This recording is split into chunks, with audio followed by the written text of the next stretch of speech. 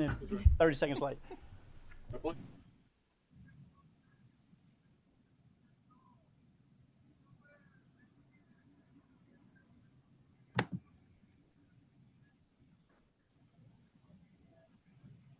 Chairman Hale, would you lead us in a prayer?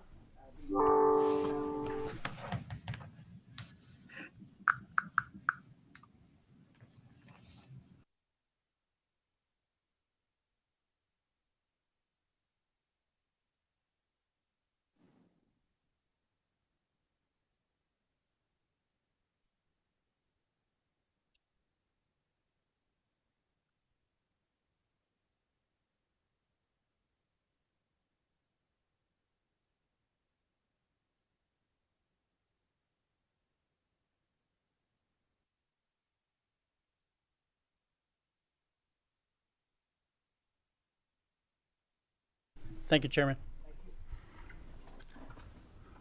Madam Secretary, would you please call the roll? Senator Rocky Adams, Senator Chambers Armstrong, Senator Elkins, Senator Herron, Senator Maiden, Senator Mays Bledsoe, Senator McDaniel, Senator Mills, Senator Rawlings, Here. Senator Tishner, Representative Baker, Representative Bivens, Representative Branscombe, Representative Callaway, Present. Representative Chester Burton, Present. Representative Decker, Representative Don Worth, Representative I'm Gooch, here, sorry, present. Here. Representative Griffey, Representative Hancock, Here. Representative Hodgson, Here. Representative Huff, Here. Representative Imes, Representative Cook, Representative Lehman, I'm here. Representative Chris Lewis, Representative Scott Lewis, Representative Lockett, I'm here. Representative Maddox, Representative Marzian, Representative Proctor, Representative Raymer, Representative Roberts, Representative Tate, Representative Thompson, Representative Tipton, Here. Representative Watkins, Representative Williams, Representative Witten, Here. And are there any committee members? Sen- I'm sorry. Go ahead. Senator Nemes, Sorry. Present. Representative Hale, and Chair Johnson. Here, I guess we got to count these pesky chairmen too. If there's anyone that walked in as we were doing, Senator Titchener's here. Okay, thank you.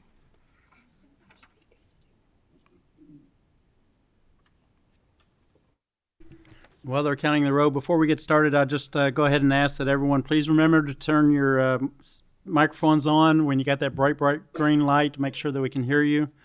And then also, if you have your cell phones with you, of course you do, would you please silence them or turn them off? And while we're looking at the row, is there any members that would like to recognize any guests today?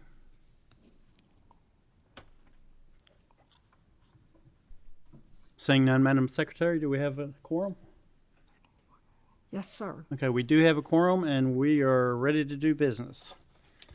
First item on the agenda is approval of the minutes for our October 21st meeting. I have a motion. Do I have a second? We have a motion and a second. All approved? All for?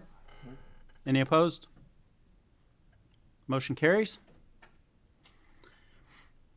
Second item on the agenda is a discussion of BR 25 for the 2026 regular session, which is an act relating to the prohibited uses of tax dollars and resources. And the primary sponsor is Senator Rawlings. Senator Rawlings, you have the floor. If you would introduce or let your cohorts there introduce themselves, we will get started. Steve Rawlings, State Senate District 11. Vanessa Grossel, State Rep District 88. TJ Roberts, State House, District 66. And before we start testimony, if you would raise your right hands, please. Do you solemnly swear to tell the truth, the whole truth, and nothing but the truth? I do. Thank you. The floor is yours. Thank you, Mr. Chairman, members of the committee. Appreciate this. I've got the the KRS section up for all to see to show how very understandable and clear this statute is, that it requires tax dollars not to be used to advocate for or against a public question on the ballot. So despite this, during the 2024 election season, we saw with the School Choice Amendment, Issue 2, many of us witnessed and heard about school officials, including superintendents, at official meetings advocate against Issue 2, publicly advocate. We saw newspaper articles, social media, Facebook posts advocating against the ballot measure. So what this new bill would do, it would go beyond 65.013. I'll go back to this currently. It's about public resources. Local, state, and federal tax dollars must not be used to advocate for or against any public question appearing on the ballot, including constitutional amendments. This law protects the integrity of our democratic process by ensuring that taxpayer funds are used for public service, not political influence. However, while the statute now establishes this important prohibition, it currently lacks any enforcement mechanism. In other words, even when public officials or entities use tax dollars in violation of this law, there are no meaningful consequences. This gap has already been tested in practice. School authorities and other public bodies have engaged in advocacy using taxpayer-funded resources despite the clear statutory language. Because there are no penalties, the statute has little deterrent effect. The proposed provision to include civil and criminal penalties is not about punishing honest mistakes. It's about ensuring accountability and deterrence. When public institutions knowingly misuse tax dollars to influence voters, they undermine both public trust and the fairness of the electoral process. Adding enforceable penalties provides a necessary safeguard and one that upholds the rule of law and reinforces that no one, not even government entities, is above it. This amendment strengthens existing law by giving it real meaning. It ensures tax dollars are used only for their intended purposes, for such things as public service, education, and infrastructure, not political persuasion. In short, this proposal closes a loophole that has allowed violations to go unchecked. It takes a rule with no teeth and establishes clear, fair, and enforceable standards that protect both taxpayers and the integrity of Kentucky's elections. I respectfully urge the committee to support the inclusion of civil and criminal penalties in KRS 65.013 to ensure full compliance and accountability under Kentucky law. And we appreciate the opportunity to present this needed guideline mechanism.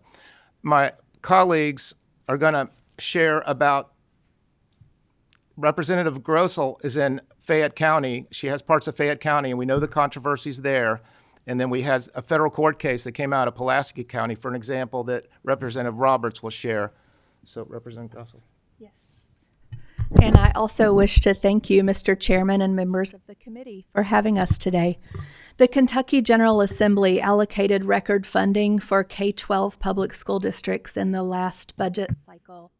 This year, my community members in Lexington, Fayette County, analyzed the spending of the Fayette County Public Schools after news of a $16 million projected budget shortfall.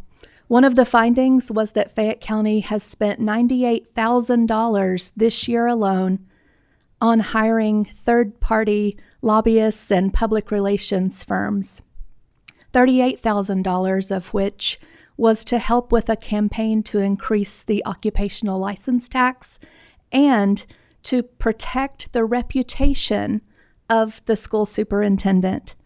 I am here today to discuss expanding Senator Rawlings's legislative proposal to include prohibiting K-12 public school districts and education cooperatives from engaging in contracts with third-party lobbyists and PR firms. While the intent is primarily to ensure that the taxpayer dollars go to classrooms and toward student learning, I must also highlight that when K-12 public school districts hire third-party lobbyists, conflicts of interest arise. For example, The Kentucky Association of School Administrators, who awarded Superintendent Liggins with a Superintendent of the Year award this year, used the same lobbyist as Fayette County Public Schools. So you may ask yourselves, as I have done, is this a coincidence or a measure that was recommended by the lobbying firm to protect the reputation of the superintendent? Unfortunately, we have serious concerns about whether taxpayer-funded third-party lobbyists are able to deliver results that are in the best interest of our Kentucky taxpayers, students, and families. We believe that spending on third-party lobbyists is unethical and a gross misinterpretation of how funds should be utilized that were intended for student learning. Most of the school superintendents I have spoken with about this issue are barely covering their transportation and other costs and could not even fathom hiring an outside lobbyist in their district. It is important to note that internal government liaisons or district staff who register as lobbyists would be exempt from this legislation, as would KEA, CASA, CAS, and the other K groups that exist to advocate on behalf of teachers, school administrators, and others who they serve. And also that this legislation focuses narrowly on the field of K-12 public education in an attempt to directly address the situation that was brought to my attention earlier this year by my constituents. Thank you. Thank you, Mr. Chairman and members of this committee. I appreciate y'all hearing us out on these issues. So I'm going to lay my cards on the table on my full position. I believe the use of tax dollars for lobbying purposes is fundamentally contradictory to the notion of consent of the governed. You don't have a choice, you don't have a say on it, and it often results in you being compelled to advocate for ideas with which you don't necessarily agree. And this is on all sides of the aisle. As a result, I am of the opinion that banning any form of taxpayer-funded lobbying, legislative or executive branch, would be a solid move to ensure that we actually have a government by, of, and for the people, where we're able to represent the public in the terms of what their will is, not what they're compelled to finance. But speaking of on that issue, with the taxpayer-funded campaigning issue, we saw with the school choice amendment the incredibly illegal use of taxpayer dollars to advocate against a ballot question, despite clearly established state law that has been the law for several years now, stating that you cannot utilize tax dollars to advocate for or against a ballot question. This happened in several counties, including my own. This led to incredible public outlash, national reporting on the issues, and even a federal lawsuit that ultimately was settled in favor of the plaintiff. In Pulaski County, their school system were blocking constituents who were advocating against their openly illegal taxpayer-funded campaign against a ballot measure that was to be decided by the people, not by the government. We put these on the ballot for a reason. This resulted in very brave individuals making the decision to take this to federal court because they ultimately did not have recourse under Kentucky law. They had recourse under the First Amendment due to the blocking, but there was nothing that any court could have done to compel compliance with KRS 65.013. Simply put, a law without teeth is not a law at all. It's just a suggestion. So I would definitely urge passage of this and having an ongoing conversation, because this is just one instance. This is just one area where we see people ultimately having their voice snuffed out by being forced to finance issues that are contrary to their values. So I believe that's a conversation that needs to be had in all 50 states along with Kentucky. Thank you. Thank you. We have a couple of questions from the committee. I'll start with Representative Lockett. Thank you, Mr. Chairman. I want to first start off and say I agree with you wholeheartedly about the content of the bill. I think it's very important. One question and then one statement, if I may, Mr. Chairman. Question is, I know it kind of goes into detail about resource. Is there a reason why you didn't, unless I missed it, didn't or don't specifically say school board, schools, school employees, anybody connected to a school. Yeah, thank you. Yeah, we actually just addressed that yesterday, and we are going to add that in. Perfect. So thank you. Perfect. Yeah. I'm behind one day then. Okay. No, you're ahead of us. Yeah. That's good. Okay. And the second question / statement would be, I know kind of coming off of all the issues in Fayette County, obviously there's a lot of issues there besides just this one. A lot of things that we're going to deal with in the upcoming session. Just a suggestion from me, this is just my personal opinion. I see taxpayer funding of lobbyists in this bill as two separate things. I think it's probably more efficient or even more effective to divide those two into separate bills. I don't think putting them together is the best route. Again, that's just my personal opinion, but I see those as two separate things. We appreciate that. We will definitely review that and make a decision. So thanks for that. Yeah. Thank you, Mr. Chairman. Yes, sir. Representative Tipton. Thank you, Mr. Chairman. Thank you all for presenting your proposed legislation today. I think it's important that we have this conversation. I was very much aware of what happened a couple of years ago during that November election, and I saw the same things that you saw and heard the same things that you heard. Now, of course, we're talking about a state constitutional amendment there. I think probably a situation where you have proposed tax increases above 4%, where there are recall elections, is probably one of the more likely scenarios where this could happen. And you refer specifically to public questions that are on a ballot. But I've been here for a while, and I get a lot of emails from people advocating for or against proposed legislation using a taxpayer-funded email address, which makes me wonder, and I think that is illegal. It's my understanding they're not supposed to do that. So have you all given any thought to how we could make sure that taxpayer funds are not used to advocate for or against things like a proposed legislation in the General Assembly? Chairman Tipton, that would just be banning taxpayer-funded lobbying and ensuring that there's actual penalties ascribed to that. To be clear, that as the government, it's not our role to tell the government what to do. That's the role of the people. That's what a representative republic is for. So that's realistically what that bill would precisely do. It would ensure that your taxpayer funds, your resources, local, state, or federal tax dollars that we're allocating are not going toward pushing the legislature in one direction or the other, pushing the executive in one direction or the other. Most certainly not the judiciary, which is something that no one should lobby anyway. That's a matter of the law, but that's precisely what the solution would be. Yes, sir. And I think this is an important question to ask.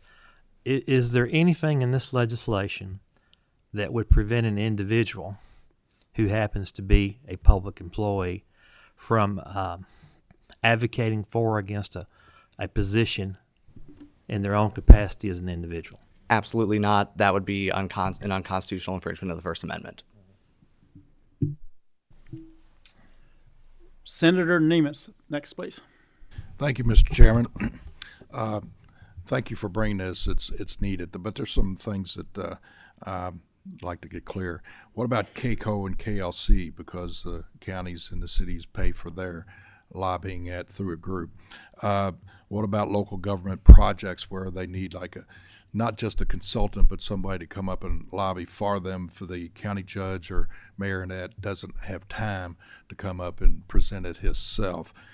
For instance, when there was a barrel tax, there was plenty lobbyists for the industry coming against the counties like mine, and and we needed the lobbyists we didn't have to be on our side.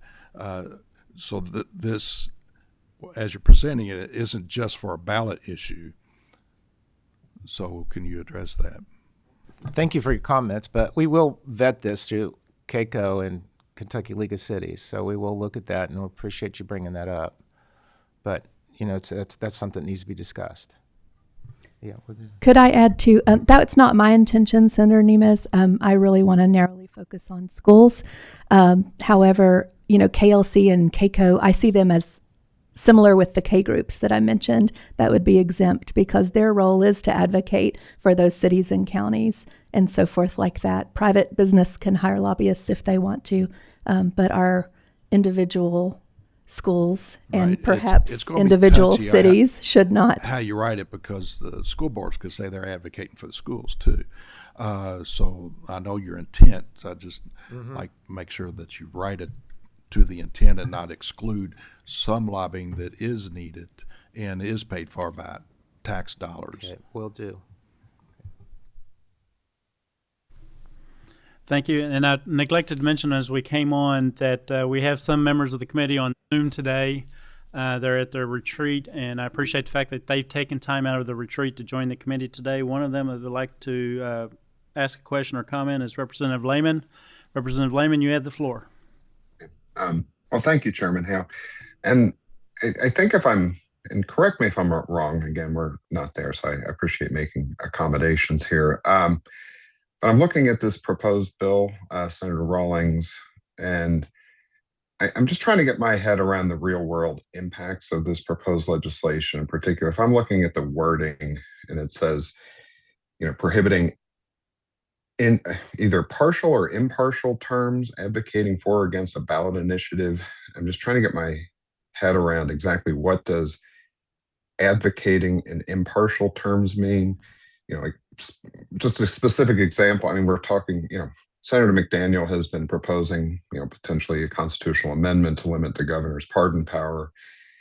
I mean, does that mean, let's say, a prosecutor, police officer, sort of in their capacity of those jobs, if they're asked about, well, what's the real world impact, or again, impartially implies to me that you're going to ask somebody in an official position or a state position or a taxpayer funded position, what's your professional opinion about the pluses and minuses of this constitutional ballot question. I just, if you could help clarify what the lines are and what you mean by impartial advocacy, and again, when do we allow or not allow people paid for by the taxpayers to express, more or less factual opinions? Yeah, I understand. It's coming down to a question of fact, like any fact scenario. It would depend on a court ruling on the facts of the case based on the wording. So, Rep. Roberts? Sure. And just a further issue on my read of this bill as it stands, it ultimately would not change the substance of KRS 65.013. It clarifies the language and it adds penalty provisions. So it changes what the actual consequences are in relation to that substantive violation. So if an individual, say, is a county attorney and there's a bill related on creating a new misdemeanor, they can talk about what the impact of that is. That is just them giving an objective observation. There's nothing prohibiting that. Where it gets into an issue is if tax dollars are being used to say, vote no on this issue, no to this ballot question. That's realistically the consequence of this bill. So that's how I would personally distinguish it based on my reading of the law. Factual observations about a ballot question, okay, understood. Actual advocacy, when we think about the point where you're going from just pointing out what something is going to do to actually telling people how they should vote on it, would be the distinction. I appreciate that. Could I have just a very quick follow-up, Chairman Hill? Sure. And just again, maybe I'll drill in on this. Or maybe it's just, this could be fixed up. I'm just not clear what impartial advocacy means. Maybe you could clarify that, or maybe there's some improvements in the language we can make.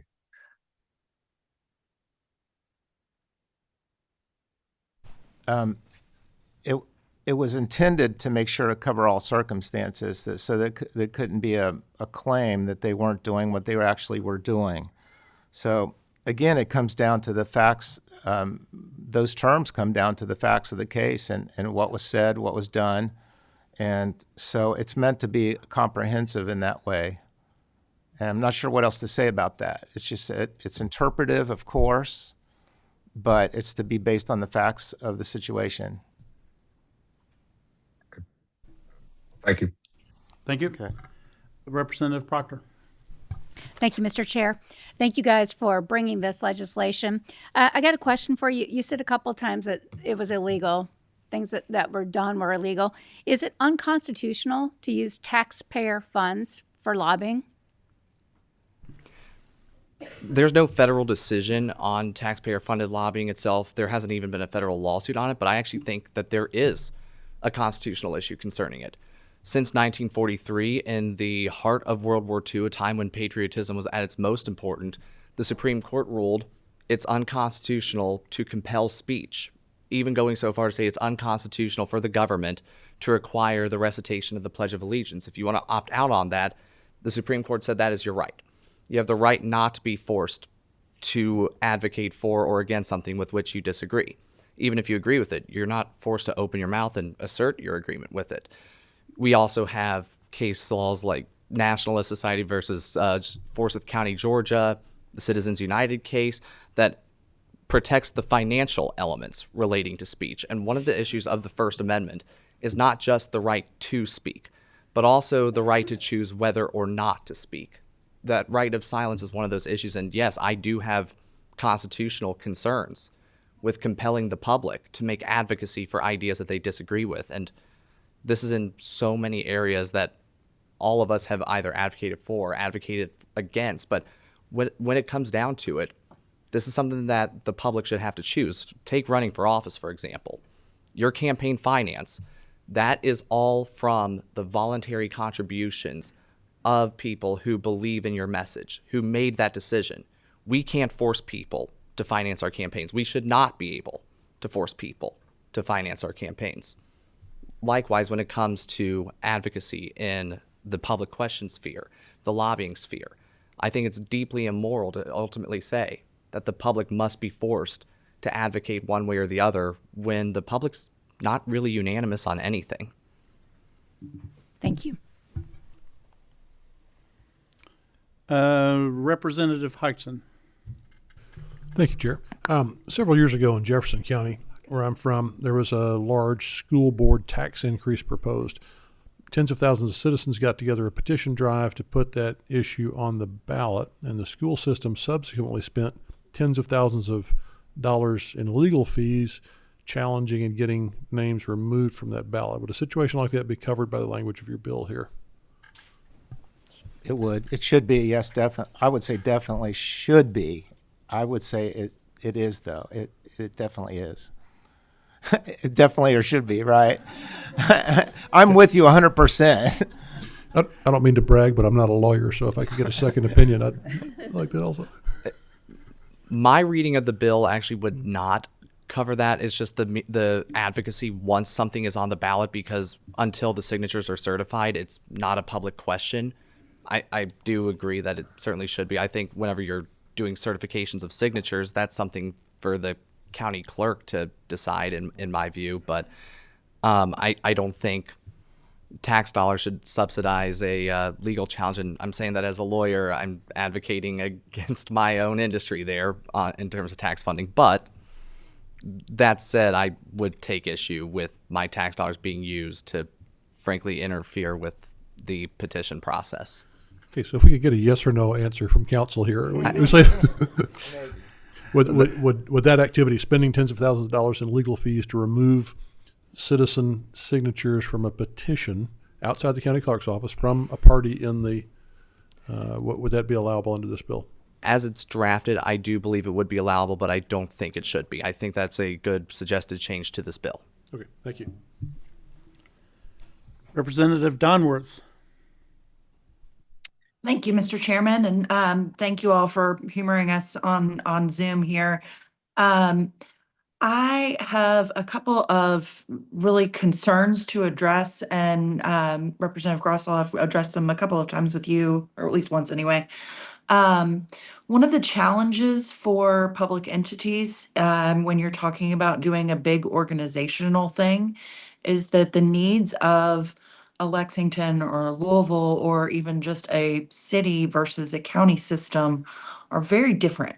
And so when you're talking about using the associations to lobby on behalf of an issue, many times those organizations represent so many everybody, they can't pick and choose what's good. It might be something um, that is at odds. It's what's good for an urban district is actually at odds with what's good for a rural district. And so that organization that represents all of them is really unable to engage. And so that's really when individual entities need to have their own representation.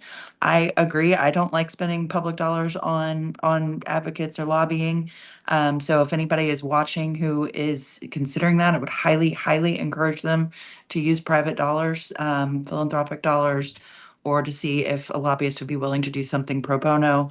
But there are good reasons that this happens as well. So I think the intent behind this is to protect public dollars, but there's also a reason why we have been able to do it. So I just would be very careful to make sure that we are not shooting ourselves in the foot by really limiting what our public organizations are able to do. Thank you for that feedback, Representative Donworth. I wholeheartedly disagree with you. This is an issue of the haves and the have-nots in Kentucky, and right now we have Bullitt County, Jefferson County, and Fayette County, some of our richest school districts who have lobbyists, internal or external. No one else is doing it right now. The rural districts that I've spoken with, those superintendents just can't even fathom doing this. And so I do think it creates a situation where everybody is not on a level playing field, and those K groups help to put everybody on a level playing field. So I disagree. Well, I appreciate your forthcoming. I disagree with you on that as well, in that they see very different types of issues, but that is for us as a legislative body to consider. Thank you, Mr. Chairman, and thank you to the presenters. You're welcome, Chairman Hale. Thank you, Mr. Chairman. I just have I want to make sure I'm not missing something here. Representative Grossell and Senator Rollins, your proposals, and also Representative Roberts, the proposals that you're talking about here, are you wanting to put all of these into one specific piece of legislation, or are we talking about different pieces of legislation here? Well, as Representative Lockett had questioned, or maybe I missed that. I'm sorry. Yeah, that's okay. He sees it better as two pieces of legislation, and it is right now. That's how it is right now. We had talked about merging the two, and we thought that may be a way to go with it. So we're going to negotiate, or decide that and collaborate, and see if we need to keep it separate or together. So, did you want to say something? Yeah, and I'll just say to what I'm talking about. My speech here was more just about the general principles on the moral constitutional foundations behind the issue behind taxpayer-funded lobbying in general.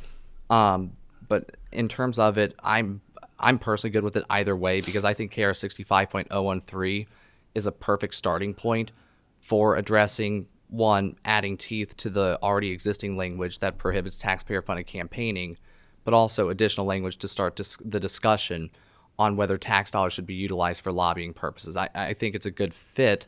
That said, if it's two separate bills, I'm fine with that as well. I'm good with however that mission's accomplished. And Mr. Chairman, just a quick follow-up if I can. And Sure. Myself and Representative Grossell, we actually spoke about this probably 6 weeks ago or longer, and she was bringing this to my attention.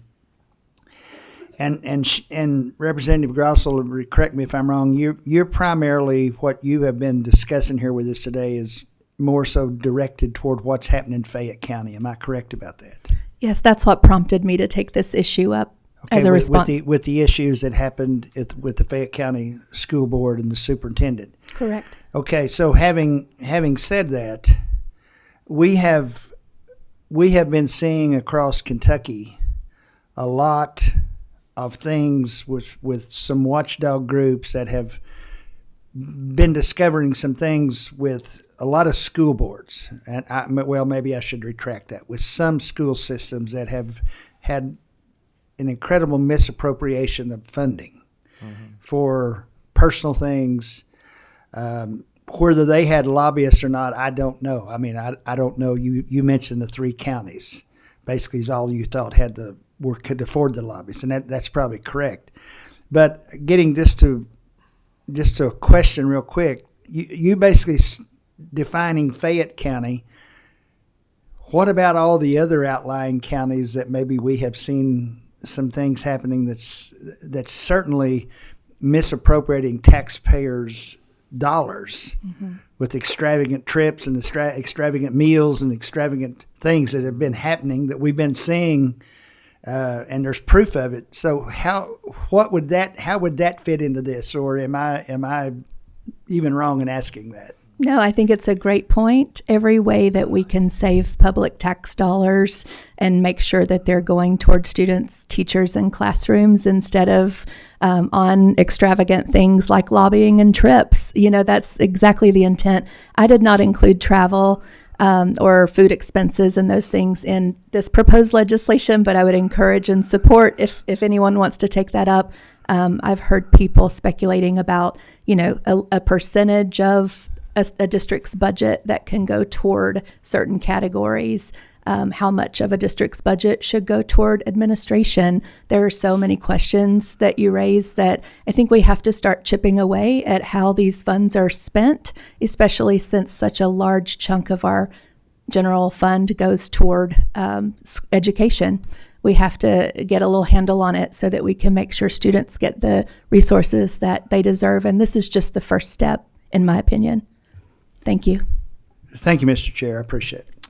All right, and just a quick comment. This is a fantastic conversation we're having, but we are going to run up a time constraint pretty soon, so I'm going to entertain 3 more questions or comments. We have one other individual who would like to speak on the proposed bill, and then we're going to finish up on this topic. So the next one is Representative Decker. This is probably shouldn't even say it because I haven't clearly thought it out, but I think it is something to throw into the debate, and that is when you're thinking about constitutional grounds for paying for speech. Government speech is not free. No one has free speech if you are a government employee in your line of duty. It's clear to me when the government doesn't want certain speech, the legislature can dictate that. So I think that could be thrown in here to be discussed too, is what happens, how far, you said a couple of times that, and I think you're exactly correct, that if it's an employee on their own time outside of work, but then you got to read all the cases that say, when are you speaking in your own capacity, whether it's inside or outside the building? So I just think government speech is something that the government can regulate, and that should be part of this and clarifies it in my mind to some extent. Thank you. There was an article in the Northern Kentucky newspaper. 11 superintendents got together and advocated for a no vote on ballot issue 2. And when the reporters asked them about this topic, they said that they were doing it on their own time. So that is, that's a topic that needs to be discussed and vetted and determined. Is it on their own time, or is it in their legal capacity as a school official? And I think it's such an important issue as well, because we've seen time after time where there's now public reports, to Representative Decker's point, to Chairman Hale's point, of other schools having these extravagant budgets. And this is not just at the school level, this is all levels of government issues, where one of the most common federal suits that I file is First Amendment retaliation. And we can think about cases right now. There's a tax levy on the ballot right now in an eastern Kentucky county where staff were assembled and were straight up told, voting against this, the same thing they were told in 2024, voting no could result in you losing your job. It's outrageous. It's something that we have to understand, that at that point, there's no way that's in your personal capacity, because you're telling these individuals not to take positions in their own personal capacity, threatening their public employment.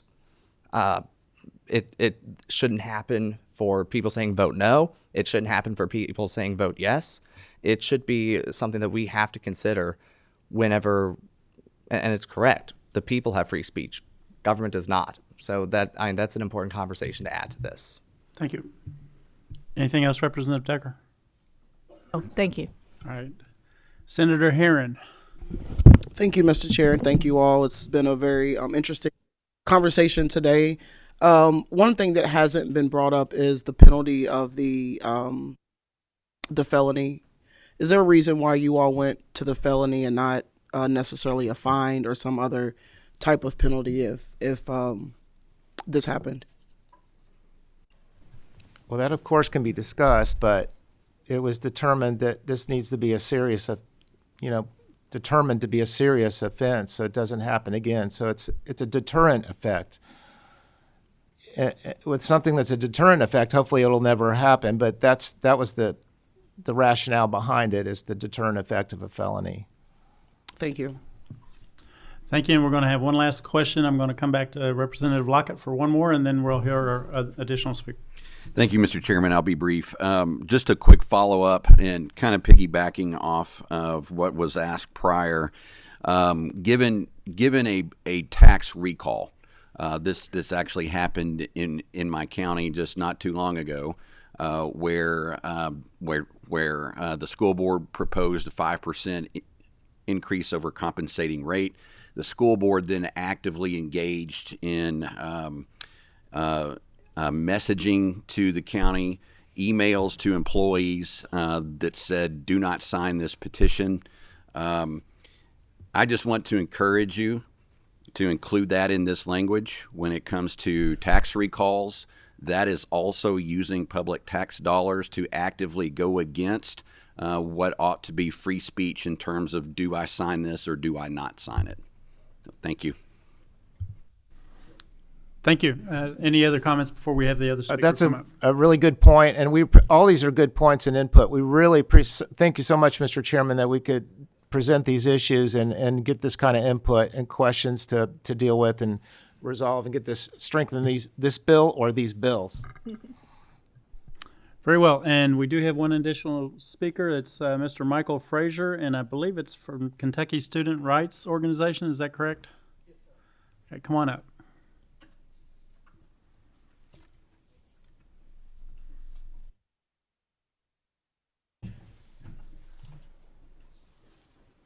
And before you start, would you raise your right hand? Please make sure the green light is on. Yes, sir. Do you swear to tell the truth, whole truth, and nothing but the truth? I do. Very well. And we're going to limit this to about 2 or 3 minutes, so try to make it quick. And please state your name for the record. Sure. My name is Michael Frazier, and I'm the Executive Director of the Kentucky Student Rights Coalition, where we advocate here at the General Assembly for students, faculty, and staff to believe freely, express freely, and think freely on college campuses and promote civic engagement among student organizations across every higher education campus in the Commonwealth of Kentucky since 2016. So I'm here to testify today in not only in support of ensuring that we protect the people's voice when it comes to issues on the public ballot, when it comes to issues in administration. I would also suggest to extend the bill to higher education. When we come to taxpayer-funded lobbyists, especially third-party taxpayer-funded lobbyists, we need to ensure that we have an equal playing field. And what I'm talking about is particularly impacts the rural and urban divide. When larger schools have the ability to advocate and buy lobbyists, we create an unseemly power balance when it comes to the comprehensive institutions and also their students as well.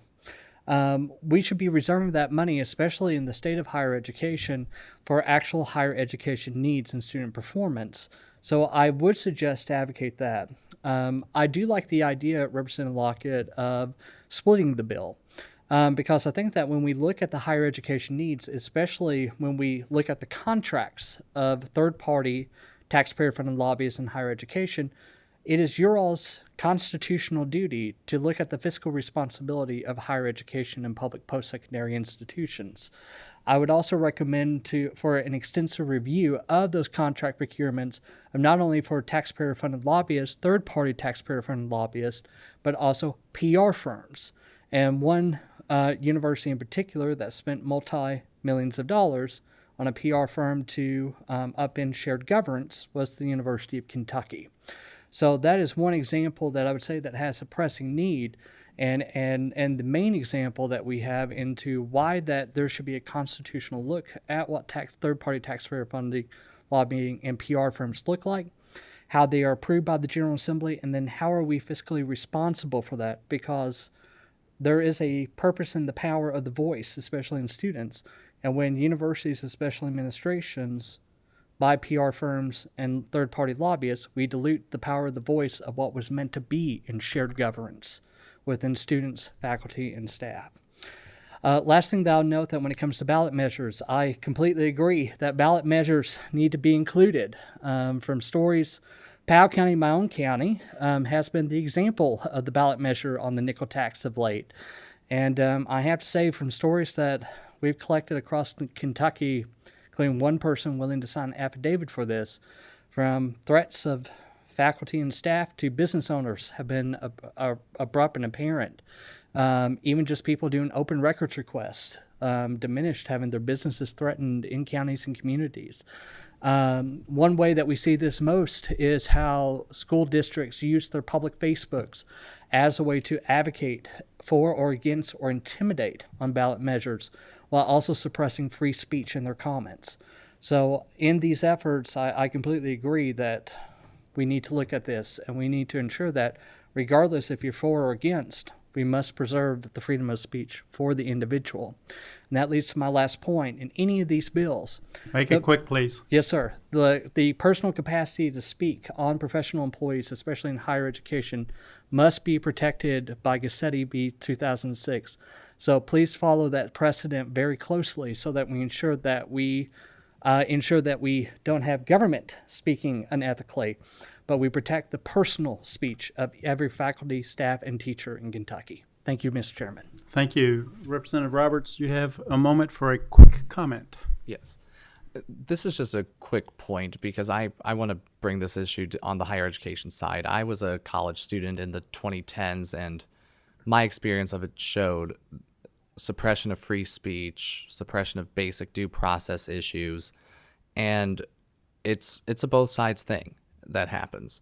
And I just want to point to that because Kentucky's legislature has done incredible work protecting the free speech and due process rights of citizens. A lot of it is due to the work of Mr. Frazier and advocates that he represents. And I just want to point out that the amount of lobbying efforts that were funded by your tax dollars to directly go against First Amendment rights of college students, Fifth Amendment rights of college students, Sixth, Seventh, the basic due process, fair play ideas that when you're accused, that you should be presumed innocent, that you should have a voice, you should have the ability to present evidence, the basic idea that you should be able to speak your mind in public forums, that was trampled on. There was an unbelievable effort against that. So I agree that higher education should be something that should be considered on that issue. Thank you. Thank you, Mr. Frazier. So I would say this has been a spirited conversation. Appreciate the input. I would say, Senator Rawlings, got some work to do. We look forward to seeing you back in the session when we have a shorter conversation about this. Thank you very much. We're going to move on to the next agenda item. The third item on the agenda is a discussion on the voting systems. We have a couple of presenters for this. We have representatives from the election systems and software, and also from Hart InterCivic and Harp Enterprises. I'm going to ask ES&S to come up first. And I will just remind you at the time, unfortunately, we had a late start time and we had a long conversation. So I know there's going to be questions for you. So hit the high points on your presentation, if you would, please. I don't want to shortchange you, but you know where we are. So first off, if you would introduce yourselves, make sure the light's on, and then we'll get started here shortly. Sure. Thank you, Mr. Chairman, members of the committee. Thank you for the opportunity to testify today on the vitally important topic of election security. My name is Jeb Cameron. I serve as Senior Vice President of Customer and Government Relations for ES&S, and I have with me Mr. Tucker O'Mell. He is Director of Solutions Engineering for ES&S. And we're here to share some facts about our company's approach to security. Before we start, Sure. I actually need both of you to introduce yourselves, please. Sure. I know you have, but... Sure. My name is Tucker O'Mell. I'm the Director of Solutions Engineering for ES&S. And would you both please raise your right hands? Mm-hmm. Do you solemnly swear to tell the truth, the whole truth, and nothing but the truth? I do. All right, the floor is yours. Thank you. We appreciate the opportunity again to come before the committee and share some important facts just about our approach to election security here in the Commonwealth of Kentucky. First and foremost, ES&S is an American-owned and operated company based in Omaha, Nebraska. We've been in business and committed to safe and secure elections for more than 45 years. ES&S currently supplies elections technology to customers in more than 1,500 counties across the United States, including 23 counties right here in the Commonwealth. About a third of Kentucky voters cast their ballots using ES&S technology. Our technology supports elections in 3 of Kentucky's most populous counties, including Jefferson, Kenton, and Madison. The ES&S team members who support Kentucky elections live, work, and vote here. We take great pride in our work and our partnership in the state. We're here today to speak with you about the secure, auditable, paper-based election technology our company provides counties in Kentucky. We welcome the opportunity to share facts about our products and services because nothing is more important to us than protecting Americans' democracy through secure, accurate, and accessible elections. And we appreciate your attention to this very important topic. ES&S is fully committed to ensuring election officials have the voting technology that they need to administer elections, backed by voter-verifiable, auditable paper ballots, tools and methods that voters trust. Right now, the equipment voters in Kentucky see and use in their polling places include 2 main components. The first, the ExpressVote Universal Voting System, is a ballot marking device that uses touchscreen technology to produce a paper record for tabulation. The DS200 is a polling place ballot scanner and vote tabulator where voters cast their paper ballots after marking. Additionally, in 2 of our customer counties, ballots from those voters who vote by mail are scanned at Election Central offices using our DS450, which is a high-throughput scanner and tabulator. And I can tell you, Mr. Chairman, members of the committee, that we are here to testify without reservation that the ES&S equipment used in Kentucky today counts ballots safely and securely. There's been a lot of talk about one aspect of voting that has gotten a bit of attention, and we want to address that directly, and that is, of course, the use of barcodes for tabulation purposes. And for that, I'll turn it over to Tucker. Okay. Thank you, Jeb. First, why would our equipment use barcodes? Well, the creation of the ExpressVote goes back to around 2008, 2012, and if you recall, back then, the major negative impact to elections that was occurring around the country was very long lines. We can all picture in our heads the helicopter shots flying over polling places and seeing lines going around the block. And so ES&S, in an attempt to innovate, we devoted many resources to build products that would speed up the voting process while improving security and accuracy. The ExpressVote was our solution to help ensure that voters could cast their ballot quickly and confidently. We also built it to ensure that voters with accessibility needs, they had a device that gave them equal access with a universal voting solution like the ExpressVote. The ExpressVote ballot card uses human-readable and human-verifiable text along with barcodes, which capture the voter's selections. Implementing barcode technology helped us speed up the time it takes to tabulate ballots, as well as maintaining accuracy and in capturing that data. Barcodes are a trusted solution used in the variety of applications around the world today, including healthcare, manufacturing, banking to improve safety, accuracy, speed, and efficiency. My wife and I have 3 boys, and they were all born in the same hospital. They would all still be at that hospital if my wife and I did not have the correct bracelet on with the correct barcode, because they scanned that barcode on our way out the door and said, "Yeah, here you go. We trust you." Over the course of thousands of elections nationwide that have been conducted using this technology, speaking of barcodes, to our knowledge, no single ExpressVote card has ever been mistabulated. We know this because of testing, the use of paper ballots, but also post-election audits are paramount. But today, just as we have adapted and changed to meet the needs of election officials and voters over the course of more than 4.5 decades, ES&S recognizes that some voters have concerns about voter selections being contained in barcodes, and we're here to say that we understand.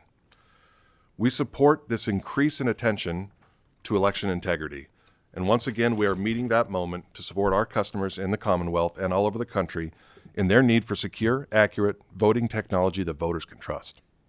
In June of this year, the EAC released draft standards for VVSG 2.1, that's Voluntary Voting System Guidelines, offering additional clarifications on the implementation of its predecessor, VVSG 2.0, and changes to those requirements based on the President's executive order titled Preserving and Protecting the Integrity of American Elections. Based on those new standards, ES&S is developing its VVSG 2.0 and 2.1 systems to completely eliminate the use of barcodes that contain vote selections. ES&S equipment will use this newly developed text recognition technology for vote tabulation. That means the words that voters read and verify on the paper ballot is going to be read by our technology for tabulation. The most important elements of voting equipment remain security, accuracy, and voter verifiable paper records. Our go-forward technology enhances all three. We anticipate submitting our first VVSG 2.0 release for federal certification by the Election Assistance Commission by the end of this year and project a release for Kentucky that eliminates the use of barcodes to be available by 2027. Thank you, Tucker. So as Tucker mentioned, ES&S is continuously improving, and as customer needs change, so will our equipment.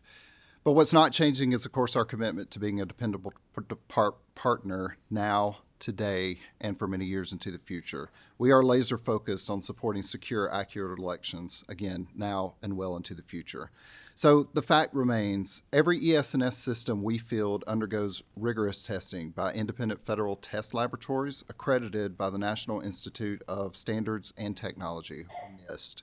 We continue to submit updated versions of our hardware and software to the EAC and to states for testing and approval on a regular and ongoing basis.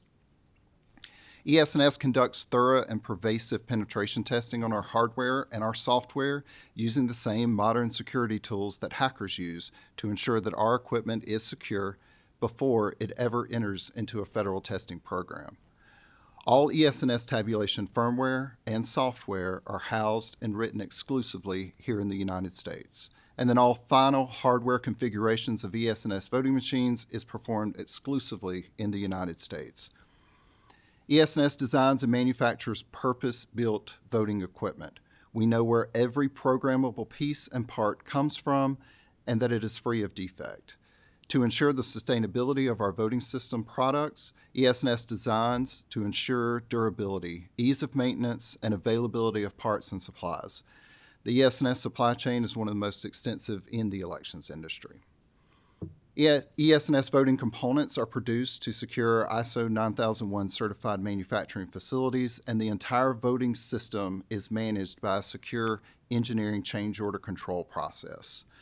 In closing, I just want to say that ES&S fully supports all efforts to improve the security and accuracy of our nation's elections.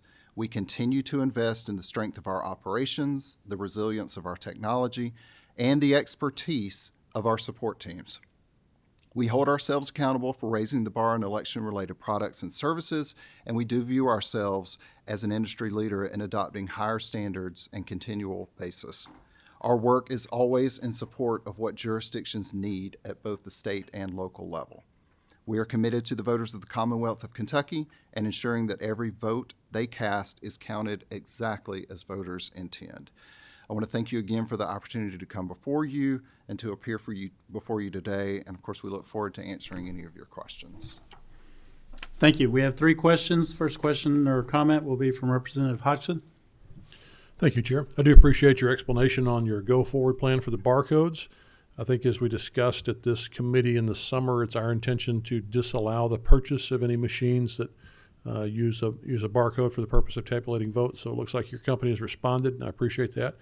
I also want to point out to everybody that we do have a law in Kentucky that in every county there is a randomly selected election machine and election that gets a hand eyeball recount. It's critically important for election integrity and for the trust of the voters to know that the machine is tabulating the vote the same way the humans are. So I appreciate your efforts there. Thank you. Thank you. Thank you, Representative Roberts. Thank you, Mr. Chairman. And Just out of curiosity, do you guys know approximately how many counties in Kentucky utilize barcodes or QR codes for the purposes of tabulating votes right now?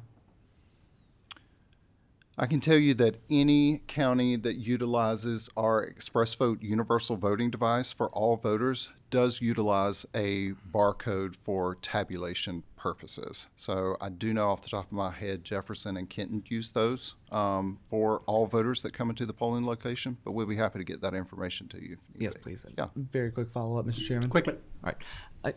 Is there any way for the voters to verify that, like, the barcode or the scanner itself, like, is actually accurately Absolutely. recording their vote? Okay. Make sure the green light is on.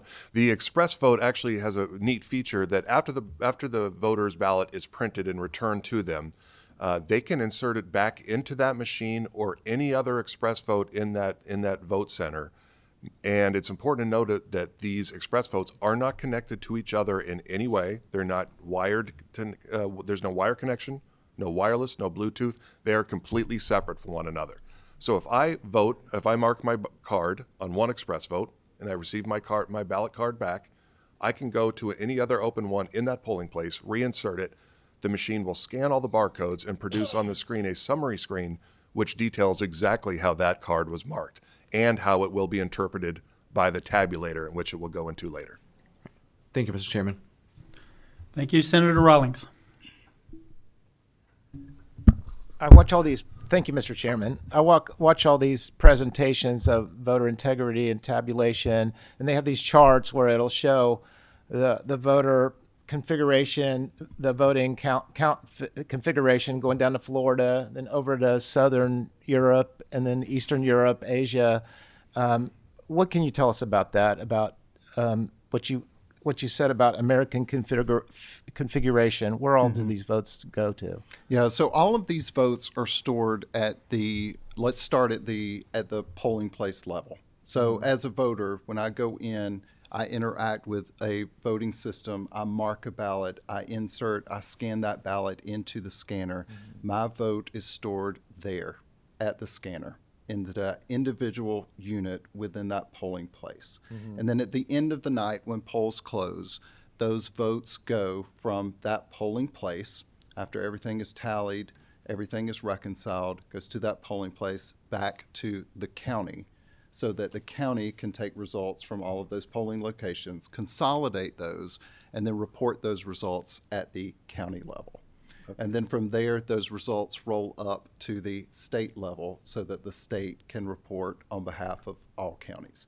Nowhere else do those results go other than polling place to county level, central jurisdiction, and then those results roll up to the state for reporting purposes. Okay. All right, thank you. Thank you, Chairman Tipton. Thank you, Mr. Chairman. I actually had the opportunity a few years ago to visit the Jefferson County Clerk's office. I think Representative Decker was part of that visit and got to actually go through the ES&S system. And this is a question that I'm asking it on behalf of, I get this question a lot. On your election machines, is there any kind of modem or technology that allows them to be connected to the internet? I can tell you, Representative, that none of our systems by default connect to the internet. That is either the Express Vote ballot marking device or the DS200 polling place scanner. Now, I will say that there are some jurisdictions in the United States that do allow for the use of modems, and those modems transmit unofficial results from the polling place to the county elections office. None of those configurations are used here in the state of Kentucky. And again, our DS200 precinct scanners are not by default equipped to modem results. That is an add-on feature for those jurisdictions in the U.S. that do allow for the use of modems. Anything else, Representative Tipton? Very well. Last question from the committee is Representative Hodgson. Thanks, sir. Following up on that, it is a felony in the state of Kentucky to connect a vote tabulation device to the internet, so don't want our county clerks to do hard time in prison. So what can you do to assure that we are not substituting a piece of equipment that has a modem or a Bluetooth or some electronic connection on it. Is there any safeguard to ensure that machine has not been tampered with and to make sure it can't transmit or can't be swapped out with one from Illinois that does transmit? Sure. That's a good question, Representative. I can start and I'll let Tucker fill in some gaps for me. But in terms of modem transmission, you can open up our equipment, our DS200, and see physically where a modem would be installed. And it is very easy to open that system up to see that a modem is not currently installed in that system. And Tucker, you can explain some of the technical reasons why that transmission could not happen without the presence of that modem. Actually, Jeb, to be simple, his answer was the best one. The fact that, and he seems surprised by that, well, you can open up the case of the DS200, and there's a motherboard inside, and you will notice that there is a place specifically where the modem would go. That is not present on any of the devices here in the Commonwealth. We also have internal protections that ensure that none of our equipment that is coming to a state or Commonwealth such as Kentucky or any other state that does not support the use of modems, we have internal processes that prevent those devices from going out the door. The ones with modems, they only go to places like Florida or Illinois. We have internal processes, again, through internal software that we use that tracks the ones that have modems. They do not come within the borders of this state. And I was kidding. We're not done yet. Representative Callaway. Yeah, just wanted to clarify. So you're stating that it doesn't have they have the capability of connecting to the internet, but the modem is not in place on Kentucky machines. Is that what I'm understanding? To be clear, the DS200, the tabulation device used at polling places here in Kentucky, by default, does not have any apparatus, any mechanism, any internal hardware that allows it to connect to the internet via hardwire, Ethernet, Wi-Fi, Bluetooth. It has no connection capability whatsoever until an external modem is plugged into the motherboard, and those devices only go to the very few states that allow for and request the use of modems. Did that answer that question for you? Thank you. Senator Titchener. Thank you so much, Mr. Chairman. As we have advanced with technology and adopted new practices and policies so that we can be more efficient, we see that often we don't get the results as soon as we used to when it was on paper. Can you talk to what can be some of the issues, and not necessarily just specific for Kentucky, but across the nation as we are becoming moving away from paper ballots and hand counting? What could be the causes of some of that? In terms of the differences between utilizing technology and hand counting, I mean, I would say that would be part of the advantage of using technology within elections is that quick tally of results. Anything that's done by hand as opposed to an electronic tally of results is naturally going to take longer in terms of reporting actual results. Does that help answer your question? Well, no, because Okay. we actually see a lot of states that it takes forever. It takes days now, whereas we used to see results the night of a presidential election, and now it's several weeks before we get the results. Does that make sense? Okay. It seems like it should be what you say, Mhm. but it isn't necessarily the case all the time. Yeah, and let's remember too that just in terms of, the result, getting to the official result of elections too sometimes takes longer, maybe not necessarily here in the Commonwealth, but in other jurisdictions, because there are other ballots outside of those ballots that are cast prior to Election Day or even on Election Day that have to be accounted for. Some states allow longer times for mail-in ballots to come in to be counted. There are also provisional ballots that are cast on Election Day where there are a couple of days that beyond Election Day where those provisional ballots have to be counted to make sure that they should be included in the official results. So I would just say the administrations of elections on the whole, there are certain aspects of that may take longer to get actual official results as opposed to just the results that are reported on Election Day. Mm-hmm. And I would just mention, I appreciate the conversations about elections across the country, but our focus, of course, is what are we doing in Kentucky? Are we doing it right? If not, what can we do better? And I would say, by and large, we're on the right track in Kentucky. I do not see any other questions for you gentlemen. Appreciate your presentation. Whoop, we do have one more. I apologize. Representative Lockett. Thank you, Mr. Chairman. I will be super brief. Is it your technology or systems that when you walk into a polling place that it prints out the ballot right then to vote on? Is that yours, part of what you do? We do have systems that do that. In terms of here in Kentucky, I'm not sure if they're utilized, but we do have a system called Ballot on Demand, where when a voter checks in at the poll worker check-in station, their ballot can be printed on a laser printer on demand right there at that moment. A lot of counties and jurisdictions use that function, that functionality, to eliminate overprinting the number of ballots they may need, and which can be a waste of taxpayer dollars, because what's not used at the end of election can obviously goes back in the recycle bin. Right. So in terms of that system being able to connect to the internet, I know like when I go to vote, they scan my license, it prints out the ballot right then. Mm-hmm. I get questions all the time. What happens if the power goes out? What happens if the internet goes down? How do you get a ballot in that situation? Yeah, sure. Representative, I believe what you're speaking of is an electronic poll book. Electronic poll book is a device. It's kind of like a tablet. We have one over here to my left. Our particular tablet, our particular poll book is called the Express Poll.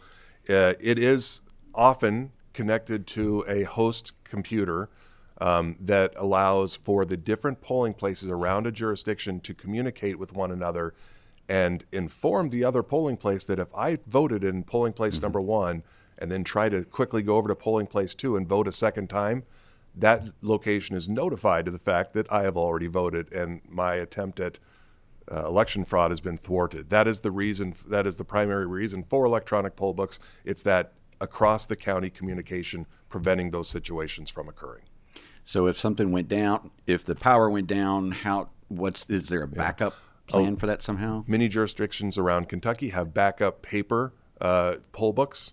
What they will use is they will have an electronic poll book, but they will also have a backup paper one in case the power goes out and the battery on that device is exhausted. They would transition over to the paper poll book. If the connection between the different polling places is lost for a certain amount of time, those poll books are programmed to retain their own individual records, but as soon as connection is restored, they sync with one another so that the rest of the county is informed of what's occurred in that polling place. Thank you.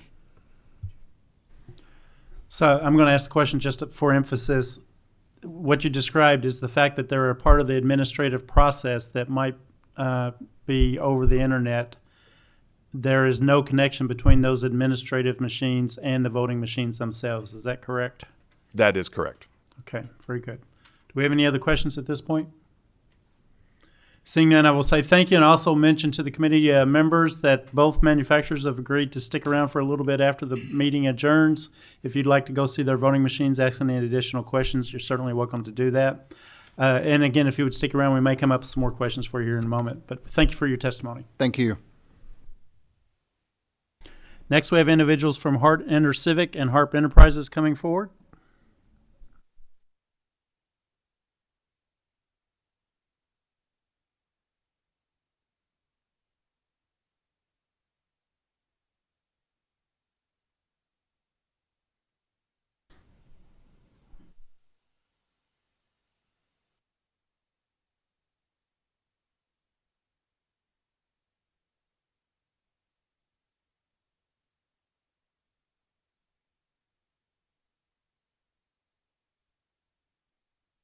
And as you're getting seated, I will mention that I do not want to shortchange you, but I'm respectful of everyone's time. So in your presentation, if I remember right, you have several slides. If you can just hit the high points, I would appreciate it. If we need to come back, we can do that as well. I would ask you first, each of you to introduce yourselves, and then we'll swear you in.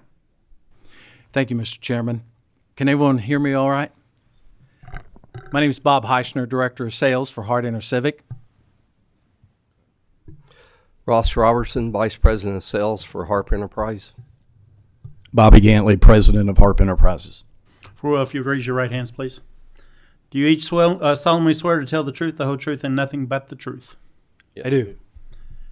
Gentlemen, the floor is yours. Thank you, Mr. Chairman, and good afternoon, committee members. Thank you for this opportunity to be here today and have this discussion about election security and specifically voting equipment. We really appreciate the opportunity to be here. You know, quite often when we start talking about election security, it's not uncommon for us to focus on the voting equipment itself, but there are so many other aspects to a secure voting system and voting ecosystem. It's people, processes, facilities, physical security. So I'm going to take a few moments and talk to you about what Hart does.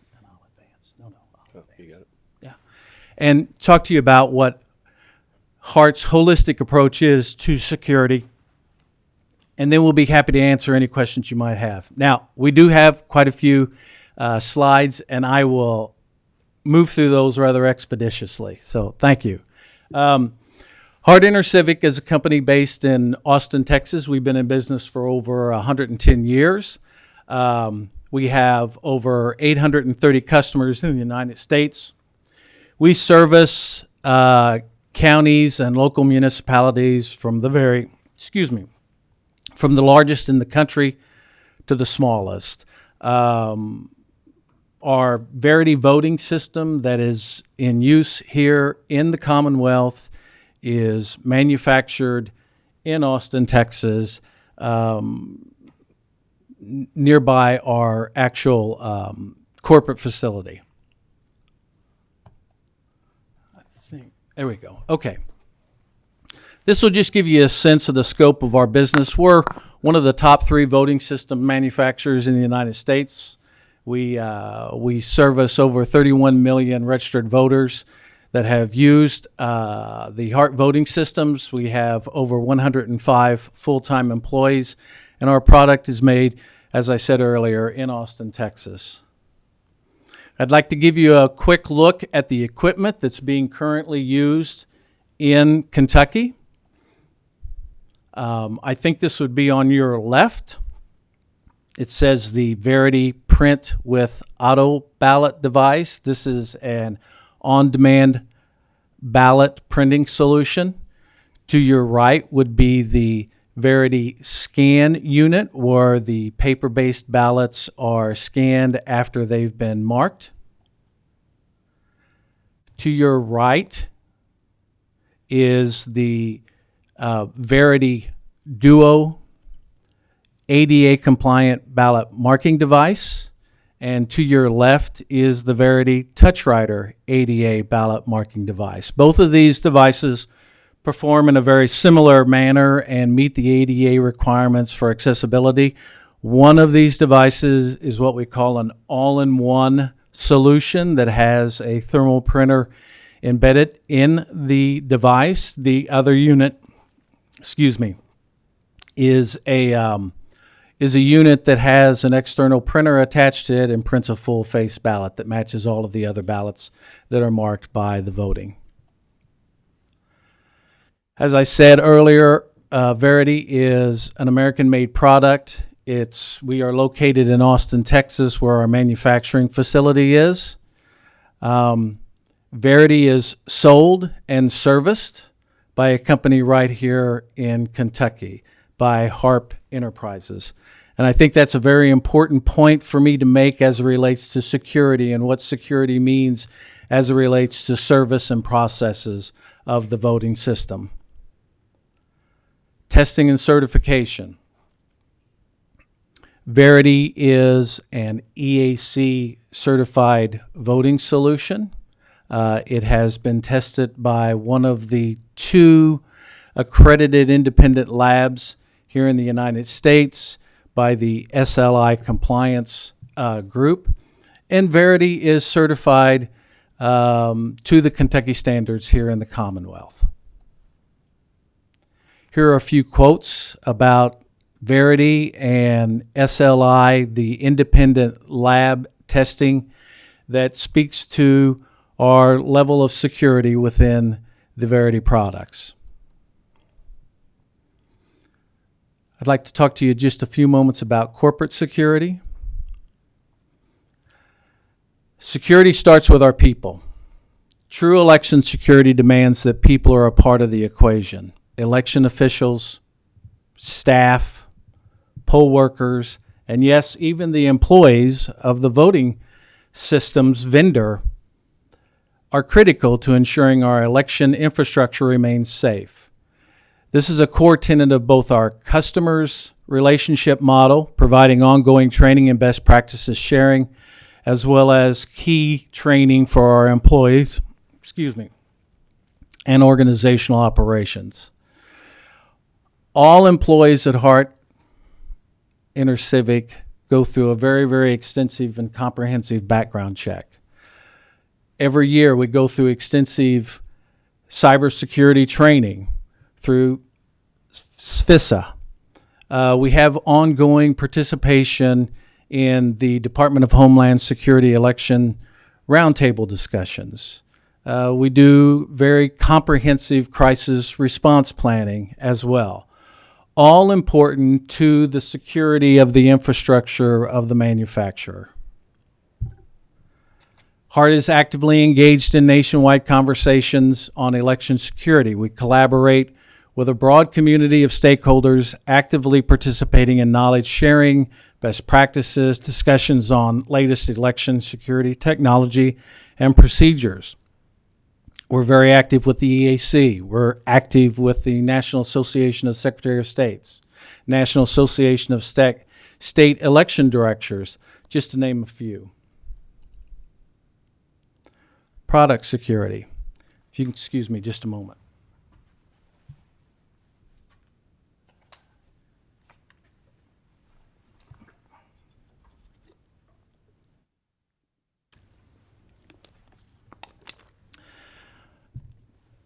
Hart operates by a method called defense in depth.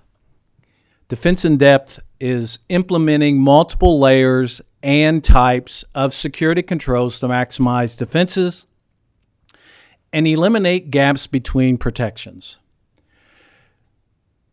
Those layers include secure development processes, operational, secure configurations, physical, and software. Secure development processes. Assess, design, implement, and validate. All steps that are a part of the actual development process of the voting system. Secure configurations. Minimal attack surface. I'm going to speak to this just briefly, although I'm moving through the slides quickly. You might ask, what does that mean? Well, reduced operating system and hardware configurations required for polling place operations. So what that might mean is, like in the case of our operating system, we use a special embedded Windows 10 operating system. And the aspect behind that is to ensure that that special operating system functions only for the purpose of the voting equipment and eliminates all other activities within what you would normally find in a Windows operating system. So what that does is that reduces the attack surface from external forces to the operating system. Secure configurations include disk encryption, redundant data storage, and, of course, separation concerns. These are just some of the aspects of the secure hardware. Keyed locks, tamper-evident seals, non-standard ports, two-factor authentication for election staff, multiple redundant backups, no connection to the internet, internal office networks, virtual reality systems, or anything to that effect. Verity devices are tamper resistant, We have 2 external locks on the locking election medium V drive. Non-standard external ports, so that if anyone were to actually try to insert something like a USB drive into one of the ports, if they gained access to it, the port would actually reject that insertion of the device. Some more aspects of this, and these are the things that you would see most commonly performed by our partner in Harp Enterprises, but tamper-evident seals on various locations of the voting devices themselves, including the external handle of the case, the V drive compartment, and all external ports. Secure software. No internet, again, or internal office network connectivity. Cannot be accessed remotely by Hart or anyone else. Our devices operate in a kiosk mode. So what that means is that they will only operate based off of what they were designed to operate. So if you were to take, and let's use, for instance, a workstation, and someone decided that they wanted to play solitaire on it or something like that, or take with their V drive and download a game or something like that, the kiosk mode prevents that from happening on that device. That workstation is only going to operate the software that is actually designed to be ran on that workstation. We call this AAA security. Who can access, what are they allowed to do, and what do they do? Authentication, user accounts and passwords are managed by the software. Two-factor authentication at critical points are required within the workflow. Clear, plain language logging of all user and system action. Logging and auditing. All user and systems actions are logged and auditable. So whatever happens on that device, regardless of how large or how small it might be, it is a part of the auditable logs.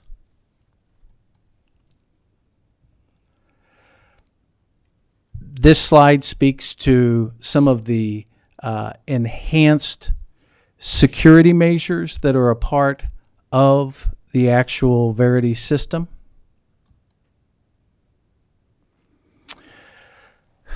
As far as the devices themselves, we utilize a process called allow listing.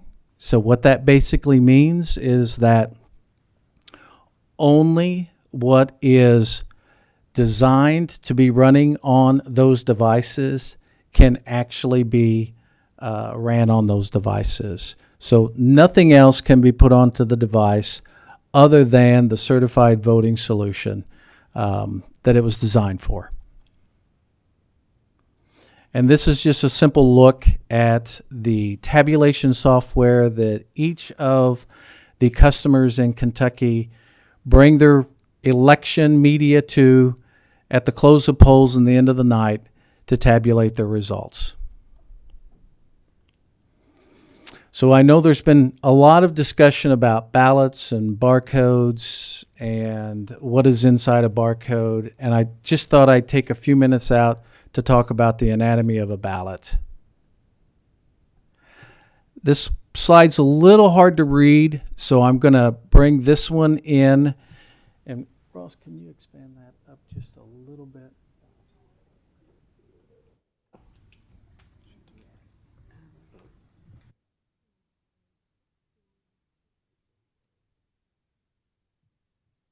Up one. One more.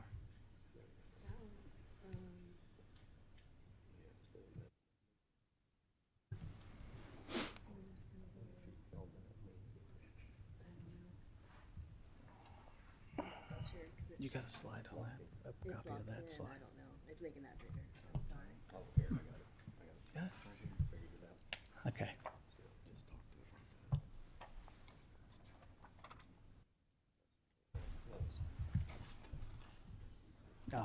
just talk to it. There we go. I can rotate. Where is it?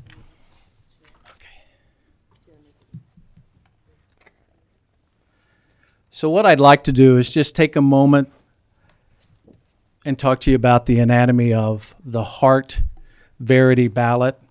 You'll notice that there are two ballot images in front of you. One is the Verity full-faced ballot, which would be on your right. That is a hand-marked paper ballot. The ballot on your left would be the Hart summary ballot, which comes from our ADA-compliant ballot marking device. The elements, you'll notice that there's a QR code and there are barcodes on the ballots themselves. The elements within those barcodes include, but are not limited to, the election information specific to the election itself, the polling location specific to that ballot itself, I'm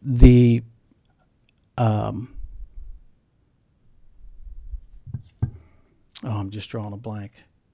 The election ID for the actual ballot itself, and the ballot language and ballot type for the ballot itself. But at no time is there any type of voter selections included in a barcode. When the ballot on your right is scanned, the full-face ballot, hand-marked paper ballot, is scanned through the ballot scanner. The scanner reads the actual voter marks on the ballot by the voter selections. When the ballot on the left, the summary ballot, is scanned through the scanner utilizes a technology called optical character recognition and actually reads the voter choices on the ballot. At no point in time are voter choices embedded in barcodes.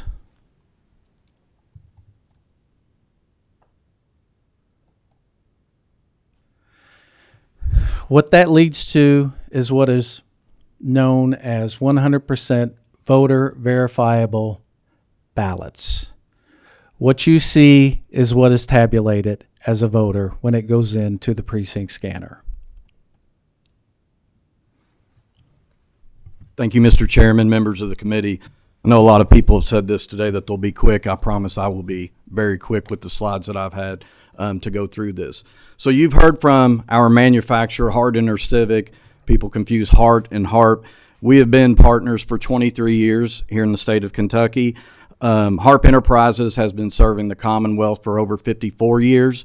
We are located in Lexington, Kentucky. So being the official reseller for Hart InterCivic, we don't manufacture the equipment. They do that in Austin, Texas. But we perform every aspect on the local level of the election process, from when filing papers are submitted all the way to the close of polls on Election Day. The chain of custody that we employ gives county clerks the peace of mind knowing that all proper steps are being taken for transparency and fair elections. I'm going to skip over a few points because Bob had already talked about kiosk mode and how that's air-gapped as far as that goes. But secure configurations that we deal with: 3 rounds of proofing, checking office titles, candidates, vote fors, etc. Our production team, we test each database before it's locked down, including the audio files, before it's sent to the county clerks. That way they can go through step by step to make sure X, Y, and Z candidate, is their name pronounced correct. We have that all the time. We have to redo that because we mispronounce the names as far as that goes. After that, logic and accuracy test in the field. It's mandated by law to be performed. We perform that on the entire voting system. We also scan ballots through every scanner tabulator with pre-marked ballots to get the same set of numbers so we know that those scanners are counting the same things. One aspect that we have always instituted in our election media is the V drives that go into each machine. They look like USB drives as far as that goes. That's the election media. We never send those through the mail. Those are delivered by a Harp representative each and every election to the county clerk's office. After the election's over, if it's the 30-day impound period is up and or there's any type of recount or court case, after that period, we go back and pick that media up as well. It's never FedExed, UPS, sent through the mail. It is always hand-delivered or picked up by us. And then the last thing that I just want to talk about, customer service, is priority one. We've talked about ballot pickup, production, proofreading. We do ballot printing at our facility in Lexington, Kentucky. Last general election, we printed roughly 1.5 to 2 million ballots that counties used in their vote centers. Voting machine setting, we physically go to every county with a team, perform all the tests, make sure that everything's done correctly. And the two last things that I want to point on as far as a service provider here in the state, precinct election officers training. We perform over 100 of these in all the counties that we do total. And what that means is whether it's setting up the poll book and going through that process of how voters check in, we go through the opening, the voting, and closing of the voting equipment. And the last thing we do, and Ross can attest to this, he does many of them for us as well, we go through and do the election laws for all the precinct workers and what forms they have to fill out, how that process goes. That's anywhere from 2 hours to 3 hour class that we do. We do over 100 of them every election. And then the last thing our staff does on election day support, we provide any county that wants support to have a physical person there on election day to troubleshoot. We do that in over 60 counties. Of course, our headquarters in Lexington, we are on the phone with clerks all through the night to make sure when they are going through and they're reading their drives to get their results at the end of the night on their election computer, which is then uploaded to the Secretary of State's office, State Board of Elections. We stay at Harp until all counties are green and everyone's good to go. So if there's any problems, we will deploy someone that night to help the counties do that as far as that goes. That's all that I have. Thank you. Thank you very much, gentlemen. I do have one question, and it's on the slide that you didn't show. So I've got a very last slide about voting process. Of course, that's where my question would be. When you're hand marking a ballot, what does your machine do when counting a ballot that has an overmark or where the voter marked one election candidate and then slides down and accidentally marks more than one box? How does your machine handle that? You're talking for the same race? Yes. So you have two marks in a vote for one race, for example? Where they mark for one person and but then they drug their pen down and it drug down. Yeah. So what will happen, that machine, once it goes into scan and they think that they voted, the ballot will kick back out to the voter and give them a notice that basically there's an overvote. They have two options at that point. They can pull the ballot and spoil it and receive another one. Or sometimes if they don't want to deal with that, the voter has the option of pushing that ballot through, which means it won't count any candidate for that race. It will count the marks that were appropriate for the rest of the ballot. If that makes sense. It does. Okay. And then I have one final question, and I'll also say, Mr. Cameron, if you want to come up and answer this question as well, you can, or it may be that you may be able to say ditto. We have some people that talk with us about well, now I've lost my thought. It's 4:30 in the evening. You know what? I'm going to save that question for later because I literally drew a blank right now. It's that late in the day. Are there any other questions? I don't want to keep you guys here while I try to get my head back together. Any questions from the committee? Representative Callaway.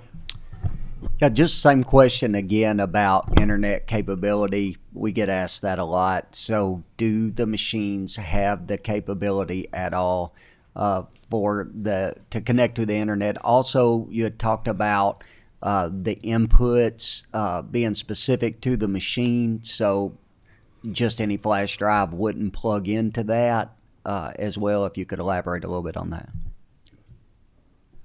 Sure. No internet connectivity to any of the devices, machines, or workstations within the Verity ecosystem. And as far as the flash drive, USB drive, that has to be generated out of the certified software for an election. And that process will communicate through the flash drive with the machine. And the machine will know that that flash drive can be used. If it is not, it will reject it. Does that help? Senator Rawlings. I have the same question as Rep. Callaway. My wife received an unexpected delivery of a box, and we opened it, and it was a weight scale from her health plan. Well, she promptly made me destroy that thing. She didn't want the health plan knowing what her weight was. And then we got a new furnace, and the thermostat is connected to the internet. We needed a garage door. That's now, you can't hardly find a garage door that's not connected to the internet. So did you answer that as far as all these things are connected? How can you know that the internet can't connect to the devices? Well, the devices themselves have no internet capability, so they don't have modems on them. So no longer. And if there was let's use, for instance, some printers, external printers, dual-sided printers, actually within their firmware have some capability to communicate with the internet, and that is removed from those printers before they're ever used. Okay. Does that help? It does. Thank you. You're welcome. I want to thank both of you for those questions because it gave me a chance to remember my question. So we have had some people come to us and say that we needed to force manufacturers to provide their source code to the public for public scrutiny. I would just want to ask, this is a request for an opinion. If you were forced to have your source code available to the public, what would that do to your security and what would that do to your systems? I'll answer first. Good question, Mr. Chairman. Source code is intellectual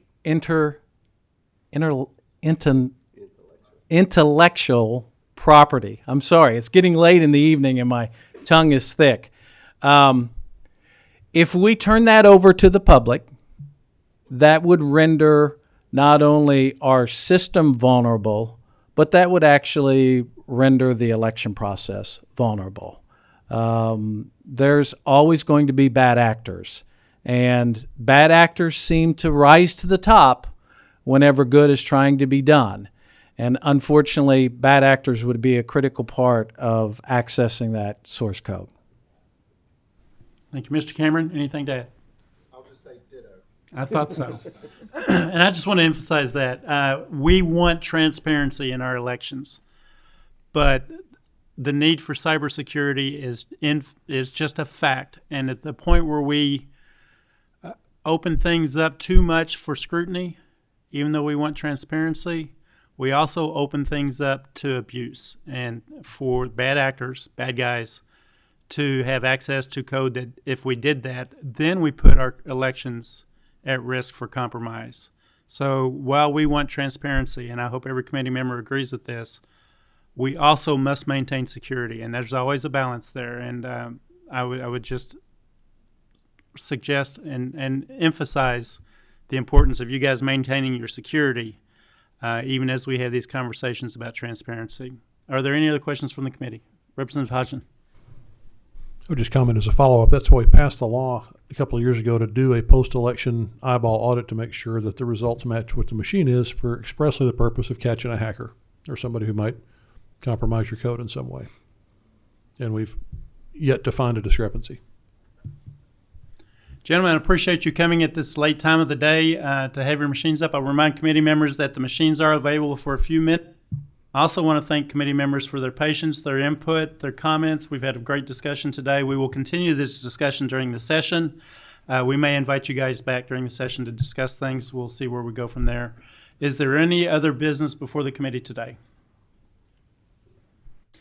I will also just quickly remind everyone again that this is our last meeting before we start the session. There will be no meeting in December, barring a catastrophe I can't anticipate. Last order of business is adjournment. Do I have a motion?